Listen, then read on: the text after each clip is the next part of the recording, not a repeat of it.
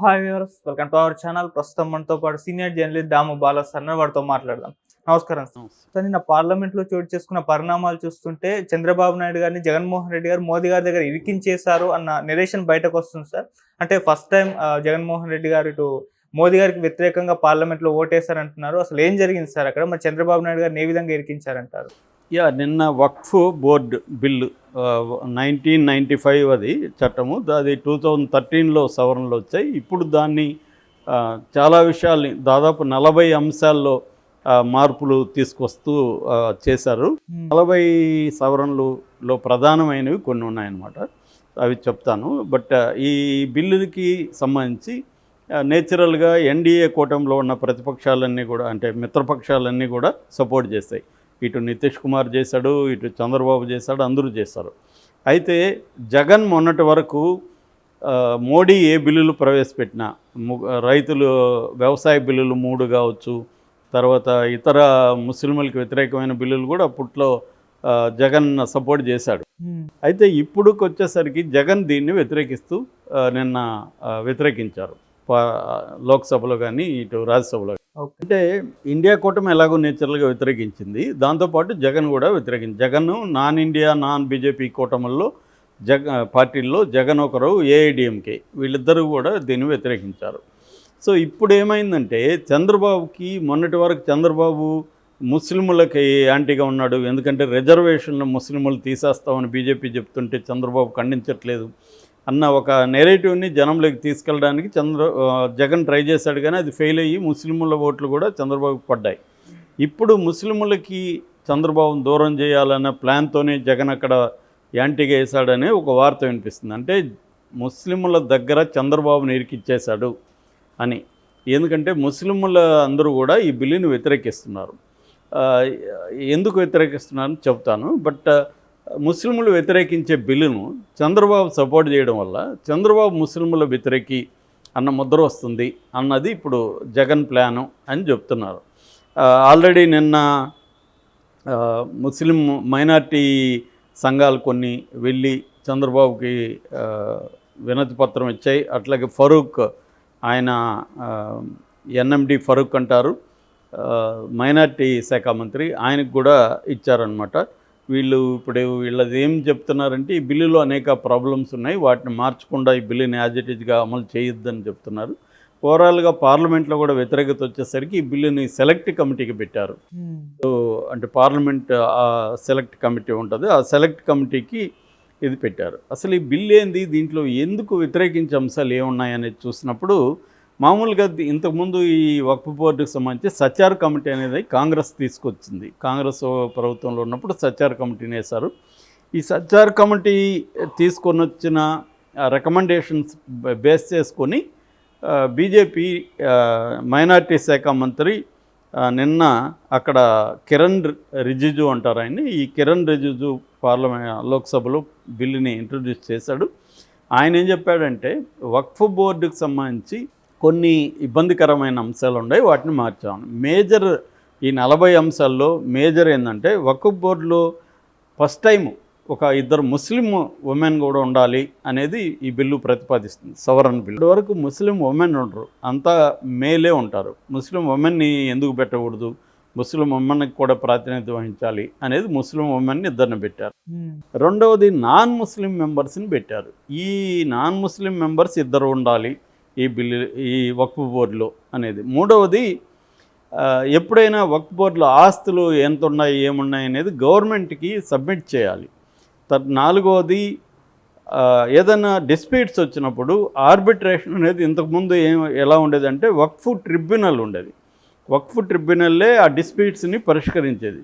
ఇప్పుడు దాన్ని పక్కన పెట్టేసి వక్ఫ్ ట్రిబ్యునల్ కాకుండా డిస్ట్రిక్ట్ కలెక్టర్ ఆర్బిట్రేషన్ చూస్తాడు అనేది బిల్లులో చేశారు. ఈ అంశాలని ముస్లింలు వ్యతిరేకిస్తున్నారు దేశవ్యాప్తంగా. ముస్లిం పర్సనల్ లా బోర్డు వీళ్ళు కూడా వ్యతిరేకించారు. అట్లాగే ప్రతిపక్షాలు కూడా వ్యతిరేకిస్తున్నాయి. ఎందుకంటే నాన్ ముస్లిం మెంబర్స్ ఎందుకు ఉండాలి, ఒక ముస్లిం బోర్డు, ఇది రిలీజియస్ బోర్డు. ఇప్పుడు ఒక గుడి ఉంటుంది, ఆ గుడికి సంబంధించిన బోర్డులో ఇప్పుడు టీటీడీ ఉంది, టీటీడీ బోర్డులో ముస్లింలను పెడతారా, క్రిస్టియన్స్ని పెడతారా? పెట్టరు కదా. మరి వక్ఫ్ బోర్డులో, ఇది ముస్లింకు సంబంధించిన వక్ఫ్ బోర్డులో మీరు నాన్ ముస్లింలను ఎలా పెడతారు అనేది ఎక్కువ మంది అడుగుతున్నారు. అట్లాగే ట్రెడిషనల్గా ఉండే ముస్లిం సంఘాలు విమెన్ని పెట్టడానికి కూడా వ్యతిరేకిస్తున్నాయి. సో కొంతమంది స్వాగతిస్తున్నారు, ముఖ్యంగా విమెన్ ఆర్గనైజేషన్స్, ముస్లింలో పనిచేసే విమెన్ యాక్టివిస్టులు వాళ్ళు స్వాగతిస్తున్నారు, ఎందుకంటే దాంట్లో విమెన్ కూడా తీసుకురావడం మంచిదే. కానీ నాన్ ముస్లింలు పెట్టడానికి వ్యతిరేకిస్తున్నారు. అట్లాగే ఆర్బిట్రేషన్కి సంబంధించి ఆర్బిట్రేషన్ అనేది ఇదే చూడాలి కదా అనేది వీళ్ళ వాదన. అయితే బీజేపీ వాదన ఏంటంటే, బీజేపీ వాదనలో కూడా కొన్ని విషయాల్లో లాజిక్ ఉందనిపించింది నాకైతే. ఎందుకంటే ఇప్పుడు ఆయనే కిరణ్ రిజిజు చెప్పినాడు, తమిళనాడులో ఒక విలేజ్ని వక్ఫ్ బోర్డు ఆస్తి కిందకి డిక్లేర్ చేశారు, అట్లాంటి ఇబ్బందులు ఉన్నాయి. వాళ్ళు ఒకసారి డిక్లేర్ చేసినాక అది వక్ఫ్ బోర్డు కిందకి వెళ్ళిపోతే ఆ డిస్ప్యూట్ని మళ్ళీ వక్ఫ్ బోర్డులో ఉండే ట్రిబ్యునల్లే పరిష్కరిస్తుంది. ట్రిబ్యునల్ అనేది ఫైనల్, ట్రిబ్యునల్ మీద కోర్టులో కేసు వేయడానికి లేదు. ఇది ఎలాగా డెమోక్రసీలో అలో చేస్తాము అనేది బీజేపీ.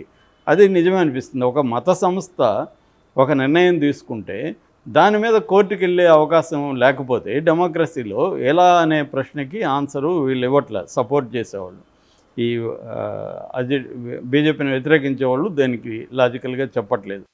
ఇదైతే నేను కూడా ఎక్కిపిస్తున్నా. ఒక ముస్లిం దీన్ని బోర్డులో నాన్ ముస్లింలు పెట్టడాన్ని ఖచ్చితంగా వ్యతిరేకించాలి. ఎందుకంటే వాళ్ళకి ఆ మతంలో విశ్వాసం లేనప్పుడు వాళ్ళు ఆ మతానికి సంబంధించి సరైన నిర్ణయాలు ఎలా తీసుకుంటారు? వాళ్ళు వేరే మతం, సో ఈ మతానికి వాళ్ళు విశ్వాసులు కాకపోవచ్చు, ఈ మతం పట్ల వ్యతిరేకత కూడా ఉండొచ్చు. కాబట్టి నాన్ ముస్లింలు పెట్టడం అనేది డిస్ప్యూటబుల్ పాయింటే. అట్లాగే ఆర్బిట్రేషన్లో బిగినింగ్లో అయితే వక్ఫ్ బోర్డు ఆర్బిట్రేషన్ అనేది కరెక్టే, కానీ ఆ వక్ఫ్ బోర్డు ఆర్బిట్రేషన్తో సాటిస్ఫై కానప్పుడు కోర్టుల్లో వేయడం అనేది కూడా కరెక్ట్ అనేది లాజికల్గా ఆలోచిస్తే అనిపిస్తుంది. ఎందుకంటే ఆ మత పెద్దలే నిర్ణయం చేసుకుంటే, ఎందుకంటే ఈ వక్ఫ్ ఆస్తులు అనేవి ఎక్కడ చూసినా మిస్యూజ్ అవుతున్న మాట కూడా వాస్తవం, వాటిని ఆర్గనైజ్ చేయాల్సిన మాట కూడా వాస్తవం. ఎందుకంటే పేద ముస్లింలకి ఏమి ఉపయోగపడట్లేదు అనేది కూడా అనేక విమర్శలు వస్తున్నాయి. అయితే ఇప్పుడు దీని పట్ల బీజేపీ కూడా కొంత తగ్గి సెలెక్ట్ కమిటీకి పంపిస్తామని చెప్పింది. సో పంపించి దీని మీద ఇంకేమన్నా సవరణలు వస్తే తీసుకోవచ్చు. కాకపోతే బీజేపీకి కూడా ఒక అజెండా ఉంది ఇప్పట్లో పెట్టడానికి. అదేంటంటే మహారాష్ట్ర, హర్యానా ఎన్నికలు వస్తున్నాయి. ఈ మహారాష్ట్ర, హర్యానాలో ముస్లింలకి యాంటీగా ఉండే హిందూ శక్తులంతా ఏకం చేసి మనం ఓట్లు వేసుకోవాలంటే ఏదో ఒక ముస్లిం హిందూ డివైడ్ అనేది వాళ్ళు ఎప్పటికప్పుడు ప్లాన్ చేస్తూ ఉంటుంది బీజేపీ. అంటే రకరకాల పార్టీలు రకరకాల కేటగిరీస్ని, సామాజిక కేటగిరీస్ని ఉపయోగించుకుంటాయి. అంటే కులాన్ని కొన్ని పార్టీలు ఉపయోగించుకుంటాయి, మతాన్ని కొన్ని పార్టీలు. అలాగే బీజేపీ ముందు నుంచి కూడా హిందూ మతాన్ని ఉపయోగించుకోవడం బిగినింగ్ నుంచి మొదలుపెట్టింది. కాంగ్రెస్ కానీ కమ్యూనిస్టులు కానీ ముస్లింల మతాన్ని మాత్రం అందులో ఉండే ఇబ్బందుల్ని, అందులో ఉండే యాంటీ ఉమెన్ నేచర్ కావచ్చు, ఇలాంటి అనేక అంశాలని సపోర్ట్ చేసుకుంటూ, ముస్లింలు ఏ తప్పు చేసినా సపోర్ట్ చేసుకుంటూ వస్తున్నారు. దీన్ని అప్పీజ్మెంట్ పాలసీ అంటారు. అంటే వాళ్ళని బుజ్జగించడం ముస్లింలని అన్న పాలసీ వల్ల చాలామంది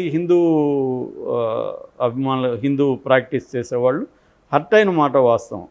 దానివల్ల దీన్ని గుర్తుపెట్టుకొని బీజేపీ హిందువుల్లో ఉండే ఒక అసంతృప్తి దాన్ని రెచ్చగొట్టడం, అలాగే హిందువుల్లో ఉండే అనేక రకాలైన అభిప్రాయాల్ని రెచ్చగొట్టడం అనేది ఆర్గనైజ్గా చేసుకుంటారు. సో అయితే అది సరిపోదనేది మొన్న ఎన్నికలతో అర్థమైంది. ప్రజలకు ఫైనల్గా బేసిక్ నీడ్స్, గుడ్డ, ఉద్యోగం, లైవ్లీహుడ్, ఇవి ఇంపార్టెంట్ ఫైనల్గా. అల్టిమేట్గా మతం పెట్టదు కదా. సో ఫైనల్గా ఇవి కావాలి. కాబట్టి అది అడ్రస్ చేస్తూ ఇంకేమన్నా చేయొచ్చు, కానీ అది అడ్రస్ చేయకుండా ఎంతసేపు మీరు మతమే తాగండి, మతమే తినండి, మతంతోనే మీరు బతకండి అంటే అది సాధ్యం కాదనేది బీజేపీకి తగిలింది. అయినప్పటికీ కూడా దాన్ని వదిలిపెట్టలే, ఎంతో కొంత వెళ్ళిపోతుంది కదా అని చేసుకుంటూ వస్తుంది. సో ఈ కాంటెక్స్లో జగన్ మోడీకి దూరం అవుతున్నాడు అనేది కూడా మనకు అర్థమవుతుంది. ఎందుకంటే మోడీతో ఉంటే జగన్